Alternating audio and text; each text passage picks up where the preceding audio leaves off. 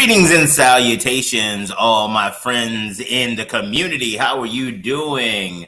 Welcome to Community Connections and Resources and Gardening. I am not Quandra Gaines. Did you notice this? I do not look like her. I am not her. I happen to be William Miles Honolulu Jr. I am the host of the Black USA News Morning Show. And I got stuff going on over here, so I'm trying to get that straight. So I'm the host of the Black USA News Morning Show. I'm sitting in for a little while for Quandra. She's going to be on in a minute. She has some things to take care of. And we're going to talk a little bit about the primary, the results. Oh, my God. The turnout was, I would say, a little messed up. That turnout was horrible. One of the things that I think, I'm hoping that we're going to dig into a little bit differently is that I took a step back and I looked at the unofficial vote totals for Wes Moore and Dan Cox. So these are the two gubernatorial candidates. And together, one of the future governors of Maryland, together, they got less than 300,000 votes. Less than 300,000 votes will determine has determined the trajectory of Maryland. 300,000 votes. And just to put it into context, there are 6 million people who live in Maryland, and I think it's 4.2 million that are eligible to vote. 300,000 out of 4.2 million. That means that less than 10% of the electorate was capable of determining the trajectory of the entire direction. Oh, hello, Kareem from Tanzania. Welcome. I appreciate when we have a guest from across the pond. So welcome to Black USA News. So like I was saying, so less than 300,000 people have solidified the options for us for governor. There is a lot that's wrong with that. Not just in the fact that voter turnout should be higher. I think part of it is this disillusionment on what the voting process is and how difficult they make it for us. Like getting out to vote takes a lot in many cases. You have to, I don't think every state has the law where you have to be given like X number of hours before you can get in. Oh, no problem, Kareem. Hey, you know what? Do us a favor and send us some information about your business, Kareem. And make sure you guys like and subscribe as well. We always want to know, what people are doing because we are very grateful for you all as viewers and listeners to our shows. So we want to make sure that we celebrate you and highlight you as best we can. So as we kind of navigate through these spaces, we end up in a situation where we have incredible candidates who get no love because the rest of us don't go out to vote. There are so many gaps. This is how minority control happens. This is how the people with the fewer, the unpopular plans and unpopular programs, this is how they maintain political power. Because there are so few of us who vote. Now, I'm not one of those people who's like, oh, voting is everything and everybody has to vote. I believe that everybody should vote. But more than voting, you need to make sure that you stay active along the way. You need to make sure that as voting not just occurs and we vote, but that you volunteer afterwards. You volunteer during the campaigns. You spread the message and you educate yourself. Spend time looking up their policies and how their policies will engage and affect you. Like that's important. Anybody can tell you what they're gonna do one day, but if you just believe the promises, some of those promises end up being lies. And we've gotten so cynical in our political process that we're actually okay being lied to a little bit, or so long as it's not a big deal. What?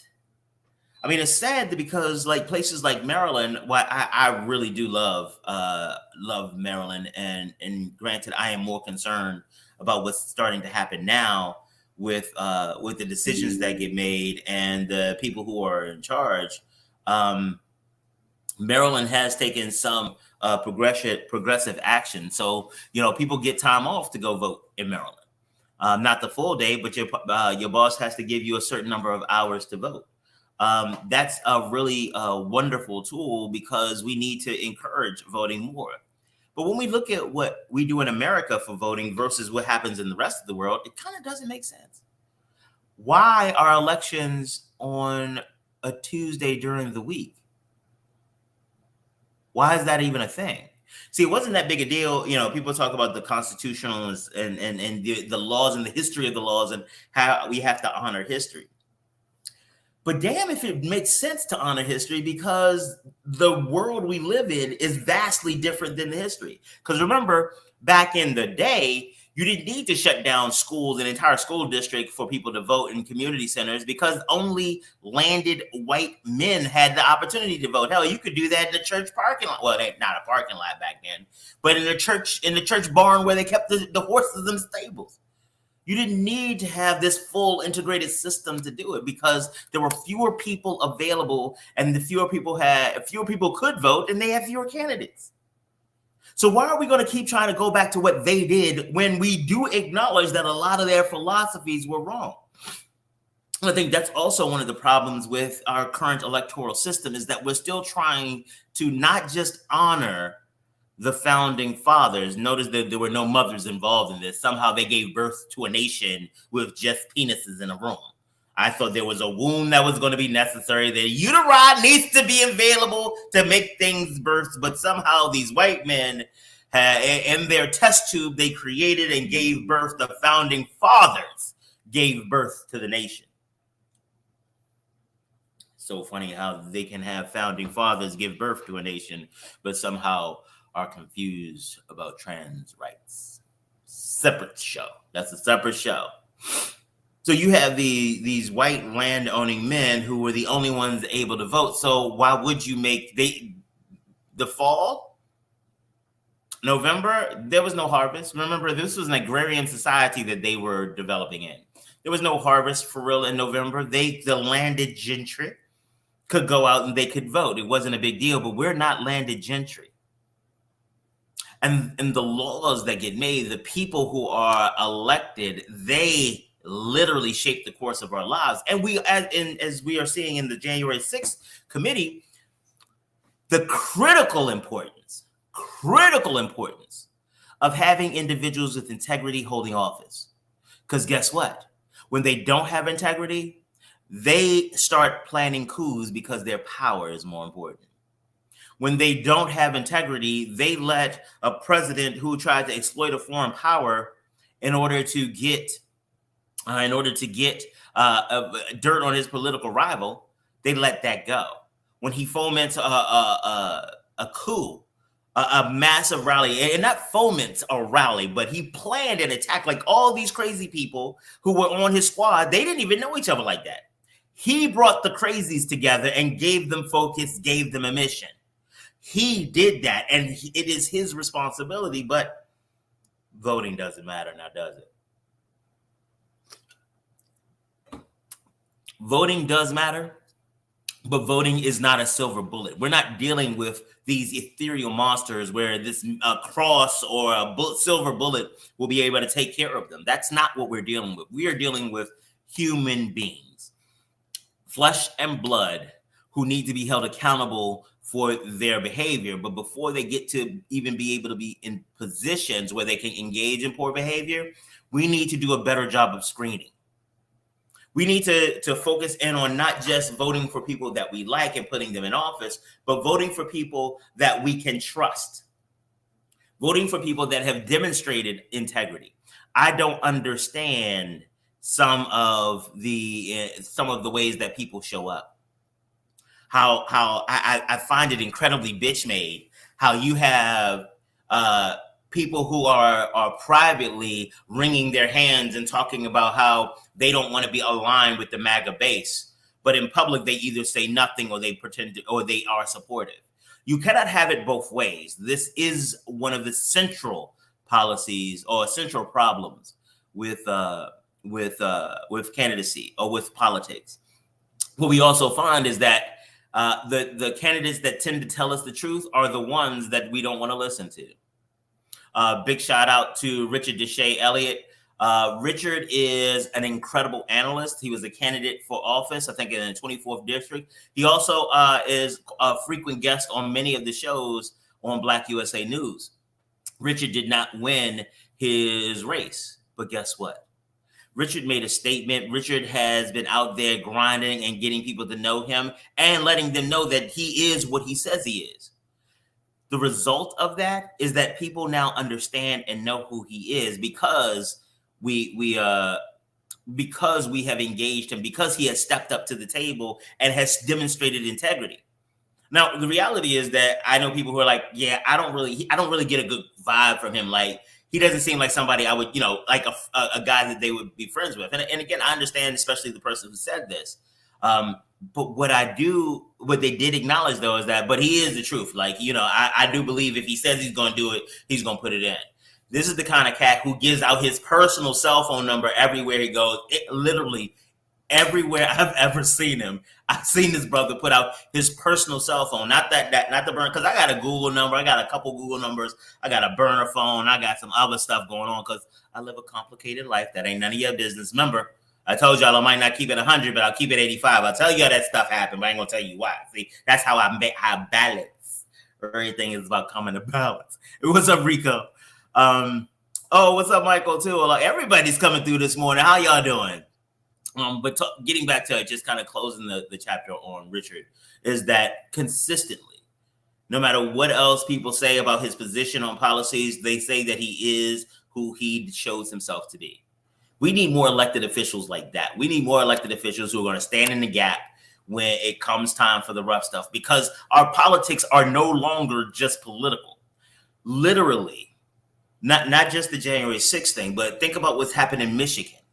Think about how they took guns. Alabama had a grenade launcher at Subway. Like, I swear to you all, I will never forget this image of this white supremacist looking dude standing at Subway with a rocket launcher to his back, ordering a $5 footlong. They took literal weapons of war to complain about mask mandates. Think about the type of people that you are dealing with when their solutions to violence, their solutions to wearing a mask to keep other people safe, is to break out AR-15s and go to the Capitol. And since we're on that topic, y'all ever notice how when they show up with AR-15s, police have demonstrated an incredible level of restraint. The police stand up to them, chest bowed, and having them yelling and spitting in their faces. They just stand there looking hard. And it's like, wow, you just gonna let them do that while they're carrying weapons of mass destruction. Now, I think being able to kill 4 people in one spray of your trigger, that's too massive for me. But when they show up and they start these riots and they start these aggressive actions and they start these insurrections and coups, all of a sudden law enforcement has restraint. They understand. They have empathy. They understand how to de-escalate.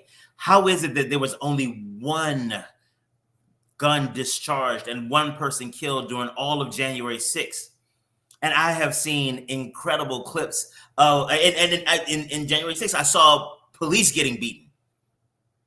Throughout Black Lives Matter, I didn't see that, but I did see Black people and advocates. I saw an old man get knocked to the ground and his ears were bleeding, and they were so callous that as one of the young officers reached down to get him, another senior officer pulled him up and said, no, let the EMTs handle that.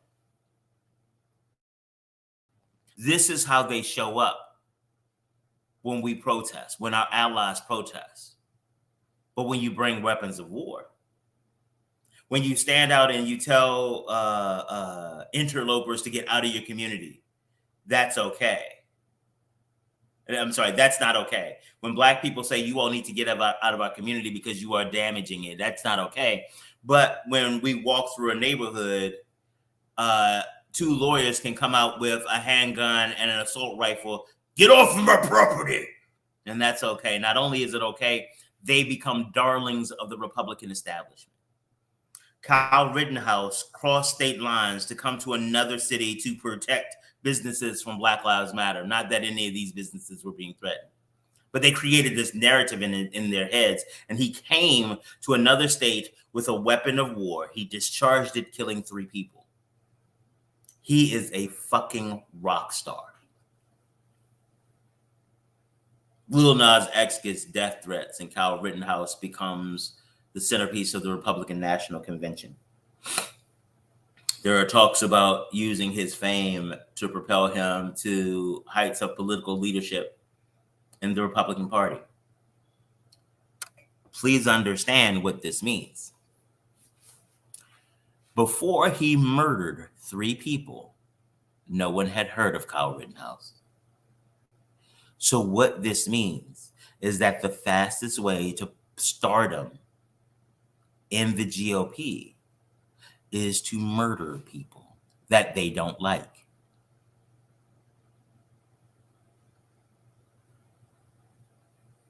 That's all he's known for. Doesn't have any other job to speak of. No writings, no philosophy, no scholarship. He murdered some people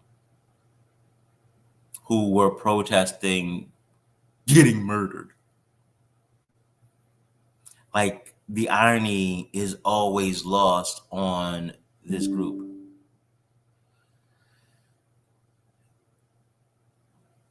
We never know what they're going to do next. We don't. Because they don't. They run through instinct. Well, some of them don't. I don't want to make this seem like there is no organized plan in the background, because they are amazing. If you, again, looking at January 6th, they're amazing at seeming like things just kind of happen. Oh, this just happened. It's like, no, it didn't just happen. You all did this. Oh, before I forget, Quandra reminded me to let you all know this. The Speak Life Tour, that is today. DJ Rube Rice is going to be there. This is an opportunity for us to really get back out in the world, to get back out and to join people. It is going to be at Baltimore City College's parking lot on 3220 the Alameda, up by the Alameda and 33rd Street. So make sure you come through. It's going to be a really good opportunity for us to celebrate peace. You see the organizations that are around it. You have Ceasefire, PNC Bank, Coldstream, Homestead, Montebello, Speak Life. Like, this is an opportunity for us to come out and celebrate not just who we are as a people of Baltimore, but also the great work, the same thing we're talking about now. We have an opportunity to celebrate and to find community resources, to find community partners, and just celebrate the life and to celebrate the peace that we have. I think, it starts at noon while I'm sitting here. Like, where time does it start? I knew it started in the afternoon. I couldn't remember if it was 11 or noon, because I think if you're setting up, you need to be there at 11. Okay, I'm sorry. I'm not talking to the setup people. I'm talking to the people trying to go. Make sure you're there by noon. It is going to be a good time. Live music, great performances, and if y'all know how things go, there's gonna be some good food around there somewhere. I don't even know who's gonna be cooking food, what caterer they got, but I just know. I'm sorry, I've been in Baltimore long enough to know that that's how it happens. You have a good event, there's gonna be some good food around there too. So I am excited about that opportunity, and just another opportunity to celebrate our community. I mean, I've got to give it to Baltimore, the resilience that we've demonstrated in the face of a lot of commentary, a lot of, actually, and a lot of our secrets or a lot of our stories being told in a narrative that's not ours. I was at the NAACP conference last week, and it was so wonderful not to have anybody ask me, is living in Baltimore like being on a wire? That when I was with other organizations and I would go to present or to talk to people nationally, that was always one of the questions. Is it like being on the wire? Have you ever been shot at? Da, da, da, da. And it's like, well, it's not like the wire, and getting shot at, that didn't happen in Baltimore. That happened someplace else. But like, why is that the focal point? Because that's all they knew. That's all they know in many cases about what we do here. But I am grateful for people like Erica Bridgeford, people like Quandra Gaines, people who are out in the community trying to make sure that there are resources for those who have been disinvested. Because a lot of the challenges that the communities that we have face aren't really issues of the community. They're issues of policy and power. When individuals have come to the table and told you that, oh yeah, no, you can't. We won't give you enough. You're going to have to make it do. We start believing that making it do or making it happen, or what they say, getting it out of the mud, really getting it on the ground level is the way that it should. And we take honor. Hell, in many cases, we don't even appreciate things that are done that you didn't have to work for, that didn't have to go hard, to handcrafted, the come up through the ranks, pull yourself up by your bootstraps. But all of those, in my estimation, are tools that are used to keep us disenfranchised. It is the ultimate version of gaslighting. I do not give you enough. I create a circumstance that negatively impacts your life. Then I give you resources that I know are not going to be sufficient to address the situation I caused. And then I don't give you enough time to resolve it. And as you start pulling resources of your own together, I come and either tax them or destroy them, or annex them or legislate them. And then I blame you for the incredibly poor outcomes for your community generation after generation. You say things like, I give you more, like they say in Baltimore City schools, I give you more money in Baltimore City schools than you do in any other jurisdiction on a per pupil basis. Okay. But you also have poorer police presence than any other community. You have poor social emotional support than any other community, any other jurisdiction. So you allow drugs into our city, and then when you tell us how you want to do it, it only comes to punishing those you have already endangered, or those of you already disenfranchised.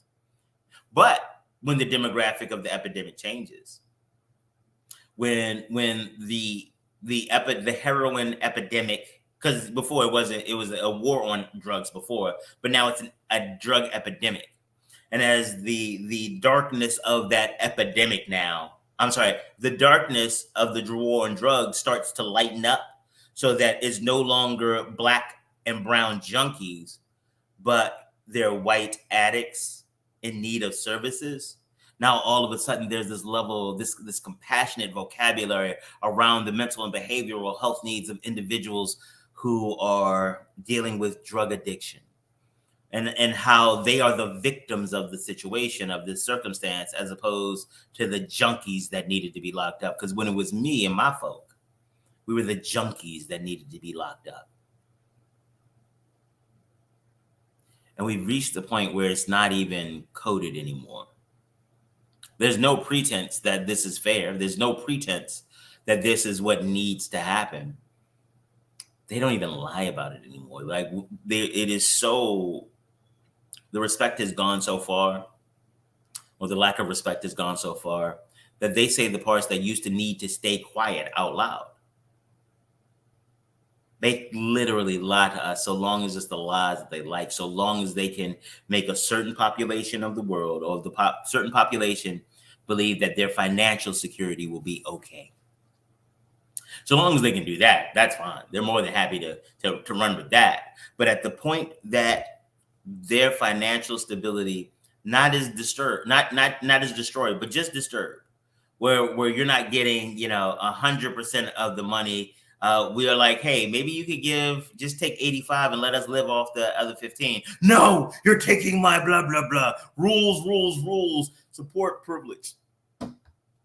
I gotta be honest, I would love me some white privilege. Sometimes I walk around and I imagine that I could just go into a place and just be there, that I don't have to worry about what other people are thinking of me. I don't have to worry about, are they thinking that I'm going to steal, or are they worried that I don't have enough money to pay, because I know those things happen. One of the biggest challenges is that we tend not to know when, right, Quandra? We tend not to know when they are happening. For those of you all who come from a point of privilege, let me explain to you how this works. One of the biggest challenges about being a person of color in a circumstance that does not always welcome is that you're never quite sure when it's going to pop up. There's a difference if, when you go to a place, it's always going to be hostile. If you know that, you can actually get your mind wrapped around that. But sometimes the bigger challenge is that you go to some place and it doesn't seem like it's going to be hostile. Seems like everything's going to be great. And then something happens. Then somebody gets mad, or if somebody doesn't agree with something you said, well, I understand why somebody like you would say that. What? Oh, I'm not saying anything. I'm just like, you come from a different perspective. So the logical argument that I may have just provided with my facts and citations and things like that are dismissed because of the color of my skin. Now, not suggesting that other people don't have a similar experience. I know women have that experience all the time. But one of the challenges is that if you are not aware of the experiences of others, you become as bad as those who do it deliberately, in my opinion. I'll use an example. Most of my friends are female, aside from my frat brothers and family. Most of my friends are women, and they have been incredibly supportive of me understanding and trying to learn more about women. So I think, I got it. I'm one of those. I'm one of those good ally folk. And what I did, and you all probably saw this a few months ago, in March, we had the month of Black women. And so I was like, this is an opportunity to provide a platform to highlight Black women. As an ally, I'm going to do my part, blah, blah, blah. It wasn't so much that it was a great show or things like that. For me, the biggest part was what I learned from women that I knew. I didn't even understand how complicated the spaces that they navigate through were. It was amazing the first question for everyone was, what is it like to be a Black woman? Like, you have aliens who come to the planet and they have no frame of reference for humanity. They see you. They're like, oh, you look like one of these Black women I've heard about. So what does that look like? The variety in the answers was amazing. But what was more amazing were the similarities in the answers. There was this curve that went through them all. There was this idea of having to be the best and being treated as the worst on a regular basis. And a lot of times I realized that a lot of times I wasn't seeing that because I saw the best in them. But I was only coming to it from my perspective, because it doesn't matter how many people are in a room supportive of you. There is something about being human where that one comment may fuck up everything else. So for in the example I use, and people are like, well, you shouldn't really care about that's just one person out of a group, blah, blah, blah. So watch this. And to those people, anybody that has that argument, I challenge you with this experiment. I challenge you to get a fresh, unopened, straight out the factory bottle of water, pour it into a very clean, very sterilized glass, put a drop of urine in it, and then drink it. Now, for some of you all, you might be like, okay, no, not you. You, that's not for you. But for those of you all who really get the metaphor, it's like, that's still just one drop. The whole 99.999%, a minuscule amount of that is urine. Is something, or dirt, whatever it is, but put that in there and still be comfortable drinking it.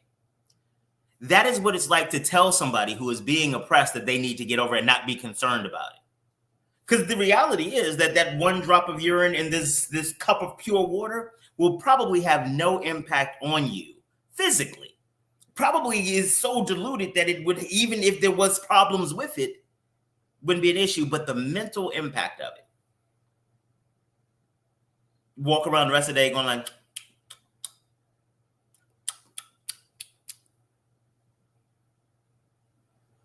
because it does matter. When people talk about their cars and the problems they have, they don't talk about, like, I remember the time I went outside, put my key in, turned the ignition, and drove off. Yeah, that's what's supposed to happen. But they can tell you every time the car hesitated, or that it didn't start, or it cut off. They can remember those because those are the negative parts that shape your perspective. Why would you prepare for the great? That's just normal. But we have these people who are out here, and as people who are oppressing everyone, and many of them, they don't believe themselves to be racist.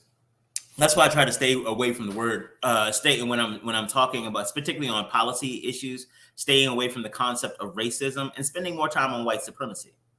Because the way that racism has been defined and kind of developed throughout, especially in the American consciousness, racism has to do with your emotions.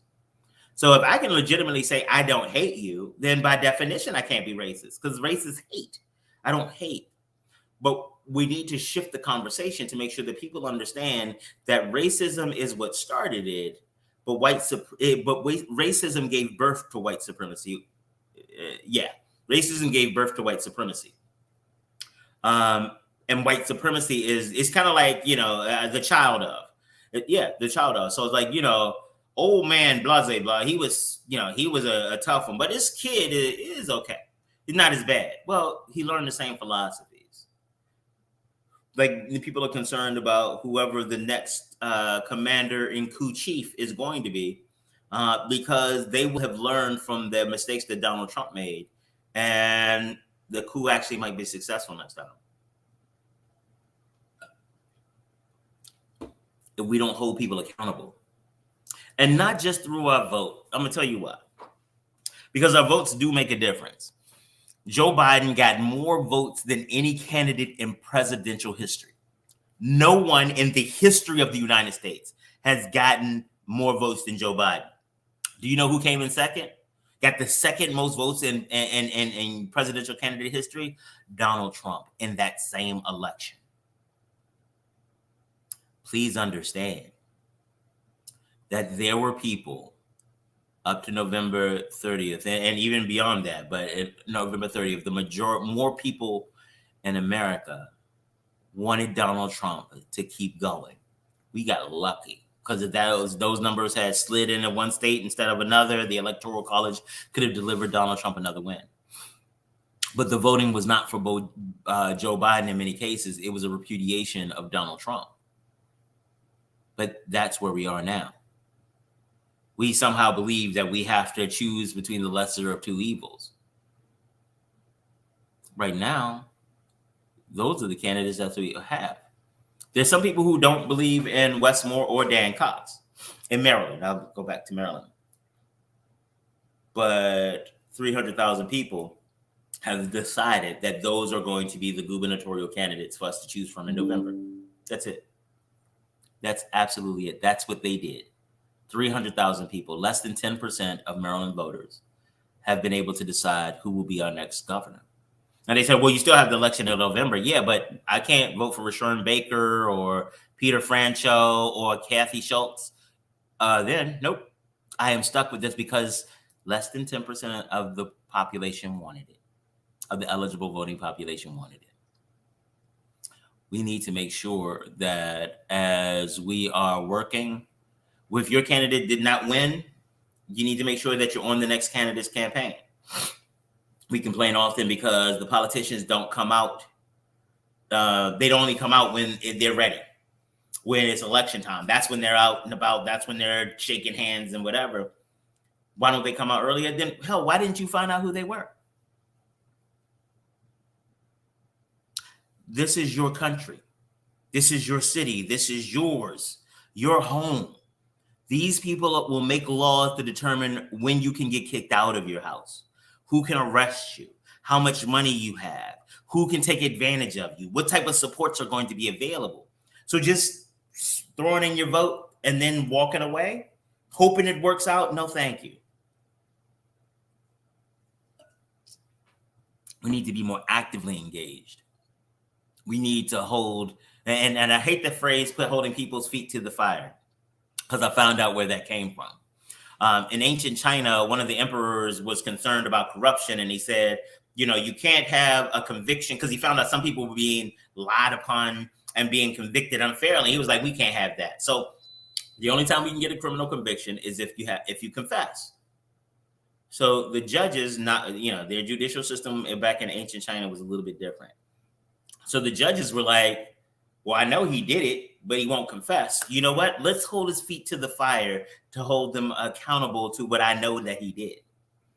So the whole concept of holding feet to the fire is a method of torturing people in order to get them to confess to something they may or may not have done. It eliminates the truth. That's what we need to anchor in right here. It is the truth, the shared reality that will help us move forward as a nation and as a people. The stories in our head about how things work, those are the ones that tend to have us at each other's throats. Like I was telling you all, I went to the NAACP convention this week. There are a lot of people who their only reference point for the NAACP is the work that the organization has done throughout the 50s, 60s, and 70s, where the need was to the very public agitation in order to garner support to get policies changed. Well, see, the world has changed since then. And the outside advocacy, the rallies and things like that, those don't necessarily work anymore.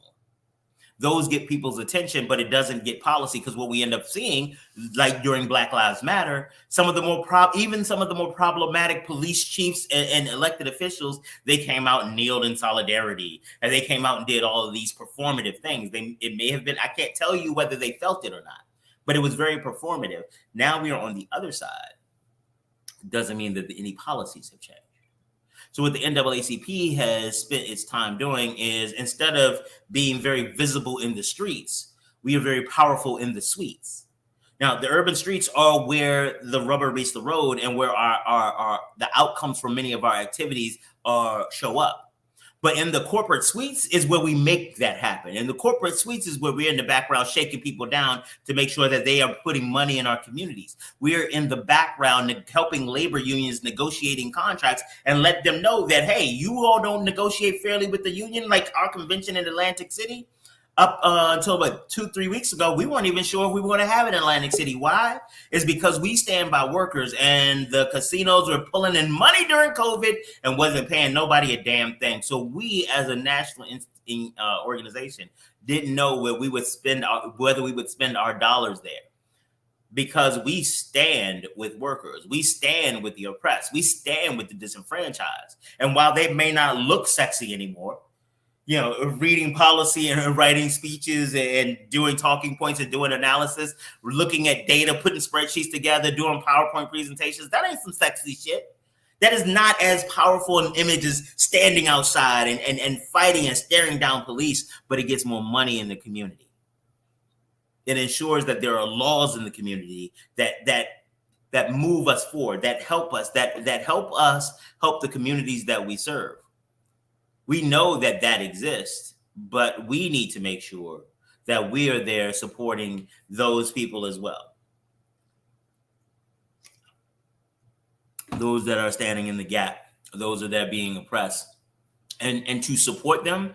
And again, goes back to the voting. It's not just enough to vote and then say I did my part. Just like it's not enough to, if you are against homelessness and things like that, or drug abuse, just handing somebody some change or handing them some money on the street, that is a wonderful thing. But if that is the extent of your contribution, I have to say, I don't think you contributed that much. That does help, but there is so much more that can be done. And I try not to judge people for their contributions based on the resources that I believe that they have available. Because I know you don't know how much or what I have. So you cannot determine whether my contributions are, you can only determine whether they're what you want or not. You can't really determine if they are the best that I could do, because you don't know what the hell I could do. That is not the nature of things.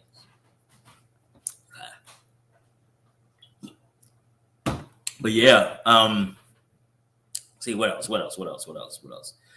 Resources. Big up, because we spend a lot of time on my show and in my world talking about business and stuff like that.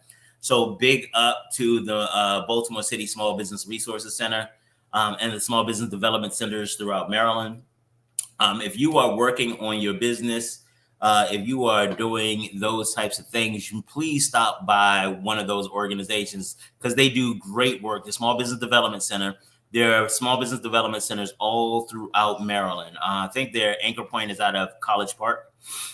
But also make sure that you go to the center because they do good work as well. Paul Taylor's people over there, Sean Stinnett. Sean is an amazing guy who does great work, not just with the mayor's office, but also with the community. You know what I did? I'm gonna take a moment of personal privilege because I'm gonna go ahead and tell you all a little. So we talk about resources, right? Let me tell you about a resource I can bring to the table. Here you go. Let me tell you about my company. Hi, my name is William Honolulu Jr., and I'm the host of the Black USA News Morning Show and the president of the Grinding Gang Incorporated. The Grinding Gang is an organization that helps small business owners in the nonprofit and for-profit communities figure out how to make sense of all the noise. There's a lot of information out there, and sometimes it gets a little overwhelming. We help you develop business plans. We help you figure out what to do with a lot of the information you receive. And we also help you figure out how to become more profitable. We also host a variety of workshops. You can check out our next workshop on grant writing right here. All right, I just want to tell y'all how it goes. The grant writing workshop was it last? No, that was last month.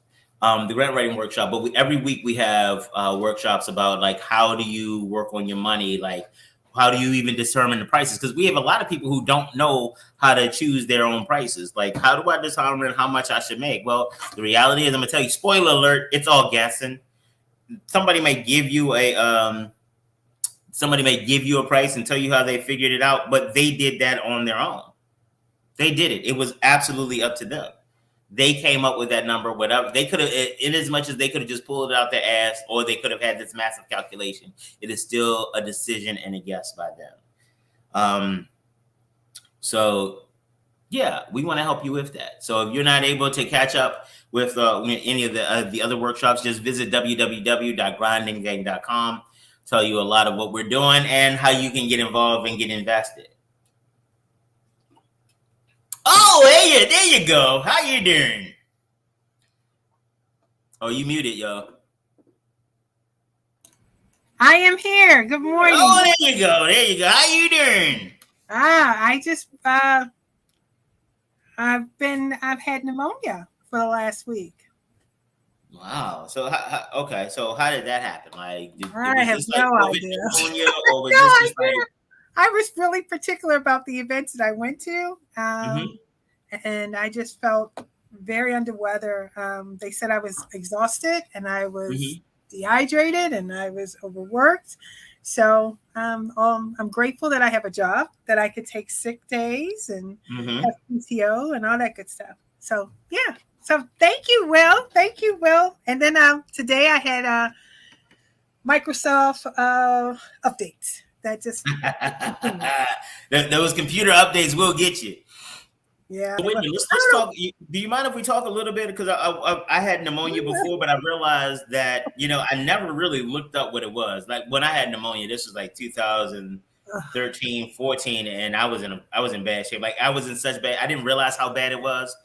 My son was in an event with some of my frat brothers, like with the Botillion, we call it. Big up to Alpha Phi Alpha Delta Lambda chapter, Baltimore City. But he was in there, and he went and told my frat brothers, the brothers there, he was like, "My dad is not feeling well. Could you all make him go to the hospital?" And when I got to the hospital, they were like, "Oh no, you have pneumonia, sir. You need to stay here." And what it did is it left. So I didn't know what it was. Just thought it was when people I thought it was like a really bad flu. Didn't realize that I apparently had like sacks of pus in my lungs or some shit. Oh my God. So how did you you were tired, but let's be honest. So I have a really great relationship with my doctor. I love him and her. I love them both. But I've had it before. I had it 12 years ago. Oh, okay. I didn't know what it was. So a lot of times what we don't realize is that pneumonia can seep in. It's like, I'm one of those type of people that I like to be around positivity. I like to be around people who are constantly thinking and growing and all.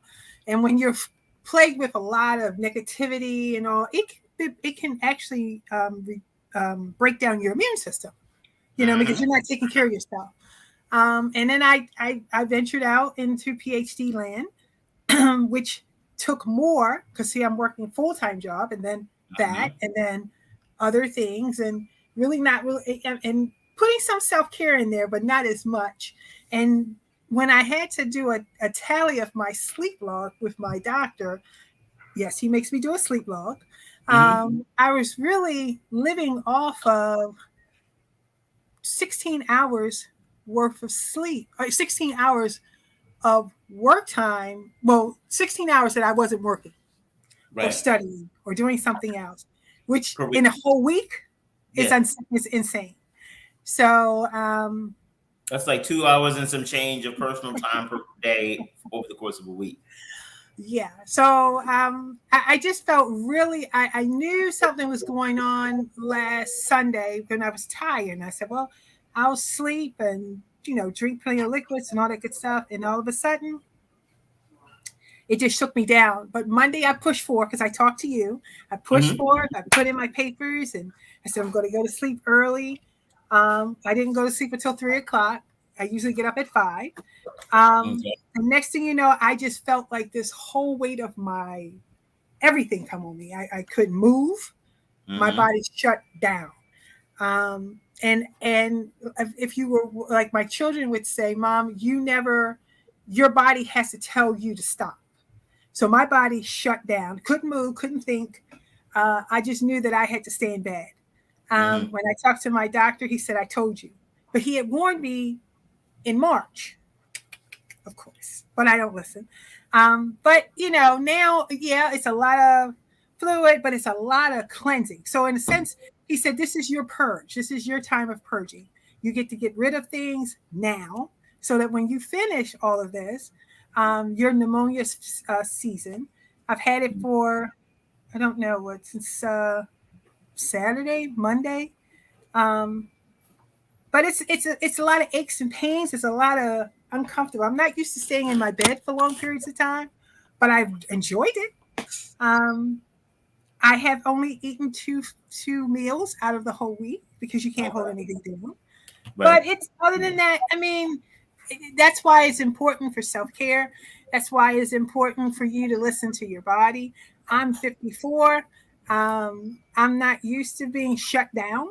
But I now know that there's going to be a lot of wellness people on here. I'm going to be incorporating a lot of different things in my own personal life because I don't want that thing to happen to me again. Absolutely. And one of the things that you mentioned was this whole concept of kind of this radical idea of self-care. A lot of times because we don't even know what agency is, what it feels like to care for ourselves.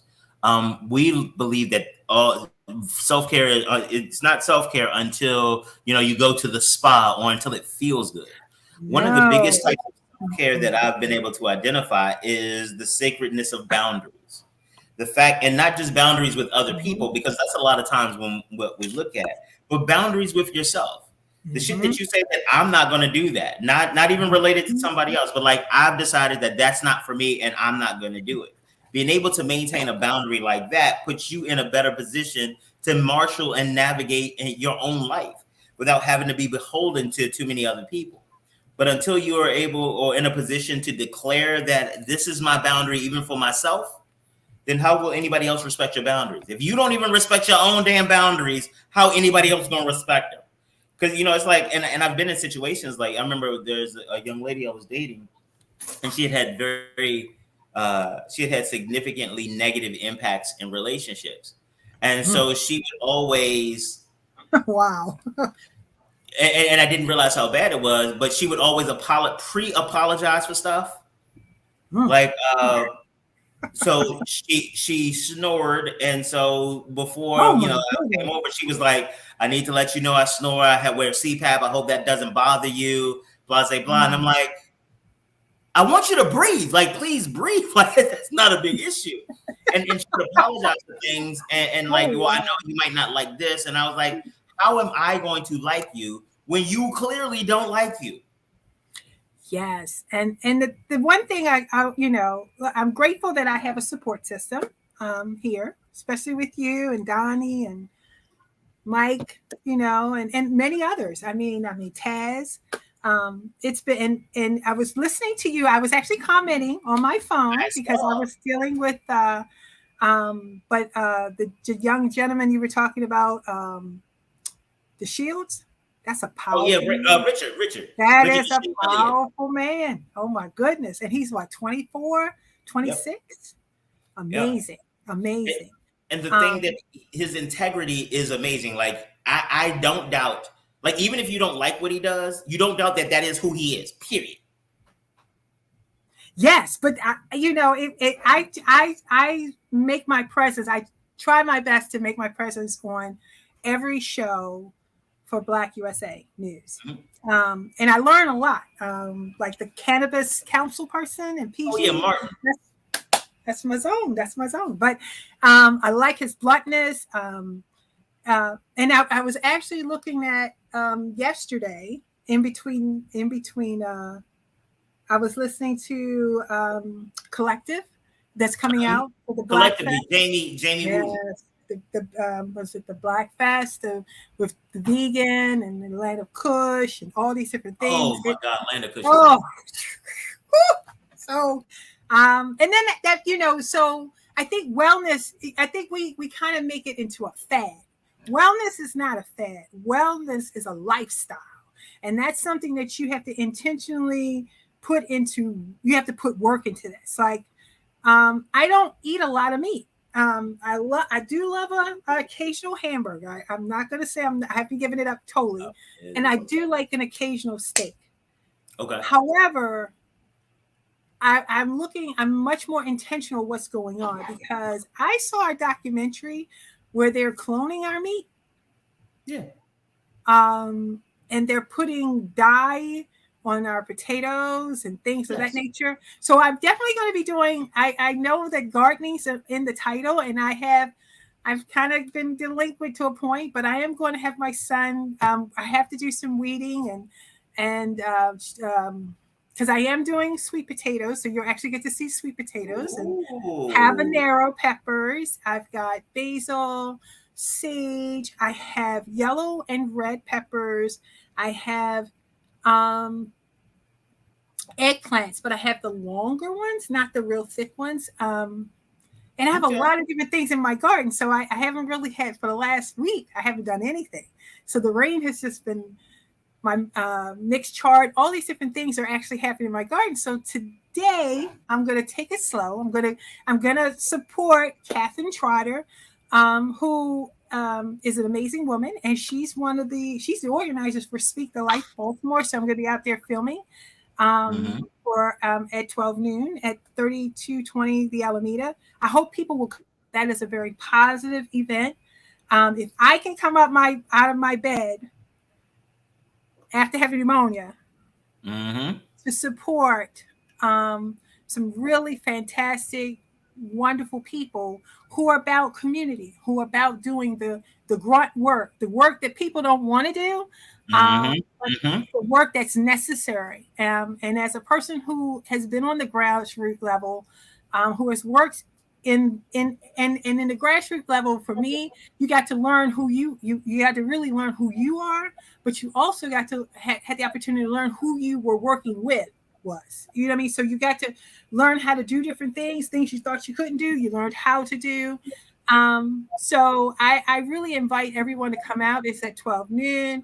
It's got a series of DJs, but it's going to be a great, positive, refreshing time. I think that with the pandemic and the results of the voting, it's needed.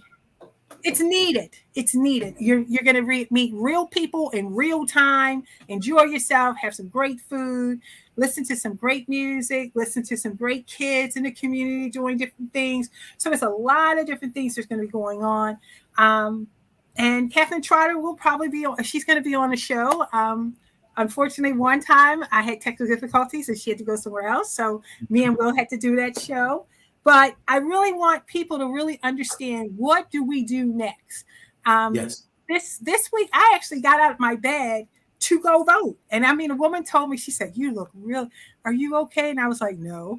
But I'm voting. No, but I'm voting. It's important that I vote because I'm looking at the what they call declared winners. In some cases, I'm very pleased. In some cases, I'm very concerned. Oh, hell yeah. Hell yeah. There's some fuckery and foolishness and some shenaniganizing happening right here. And we're going to talk about especially in Baltimore City. Especially in Baltimore City. I mean, well, no, statewide. One of the challenges, and I'm actually looking, and you know, I try to keep it not 100, but 85. No, I want to keep it 100. I am terrified. I'm not going to say I'm terrified, but I've actually, so when I told you that I look at people, I meet people where they are. So I've gotten to meet the current state's attorney, and she's remarkable. She's done different activities for youth and things of that nature. The question I have is this: if she's not going to be in office again, are they going to continue with the different programs that she implemented? Most of them, no. Because that is one of the first rules of politics, that especially in a contentious race, that you wipe the fingerprints of your predecessor because you don't want to be held to account to their record. Okay, so then let me be clear, and I just want to make, because I don't want nobody to come saying shit to me. I have not talked to Ivan Bates about this. I am talking about the way that politics normally runs. True, and then I have a problem. Well, I'm gonna be 100. Wait, I'm sorry. You also realize you about to start a whole new fucking show in the last 3 minutes. I know, but so what do we do next? So what do we do next? I mean, because I talked to a lot of young people when I was standing in line, which was good for me because I was like, yes, we're standing in line.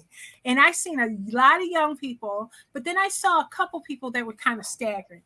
And I said, well, are you going to vote? They were like, I don't vote. And I said, well, why are you here? He said, I'm waiting for my friend who votes. I said, well, why don't you just get in the line? I said, because I'm not feeling good. I may need to lean on y'all a little bit. And he did vote. But he said he didn't think his vote was valuable. And that's concerning to me. Well, that's because, real talk, in the political machine that we have, his vote is not valuable. And that's why I advocate not just voting.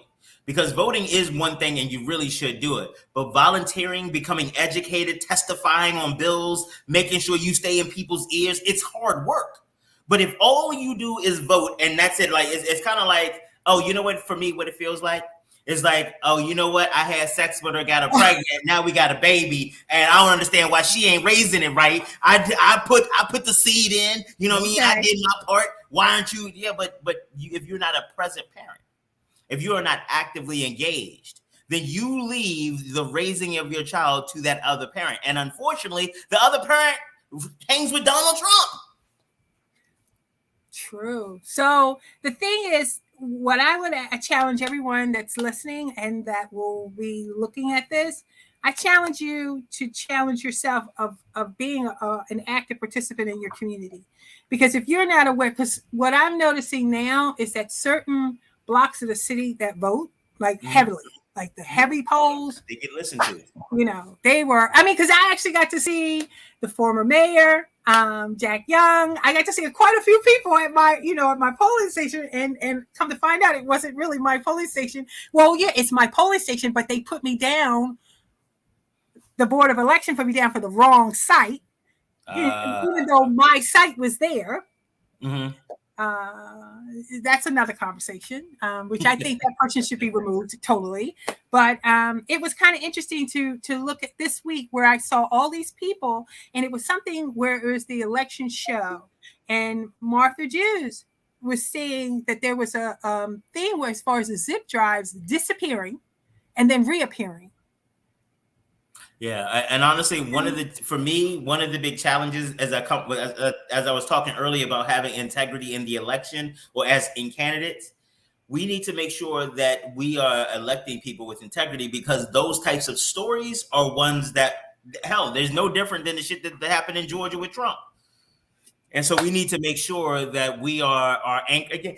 anchoring it into a shared reality where this is what actually happened. Anything that we can't prove happened, we can't really deal with it yet. If you believe it happened, you keep going out and getting proof, but don't fuck with me until you bring me proof, because I got other things to really do. Now, I am not a Trump supporter, but I was looking at on Discovery Plus, Unprecedented. It is a must see. It branding of self, branding of your company, branding is huge. Name recognition is huge. And that's something that Will and I will do a show on, because I know Taz is like the psychographics of marketing. Yes, I think that's that we can spend some time on that one. Yeah. So thank you, Will, for always being there for me. But I really hope this everyone will support Speak Life Baltimore. Just listen to the words Speak Life, because all of this time we've been speaking death. We're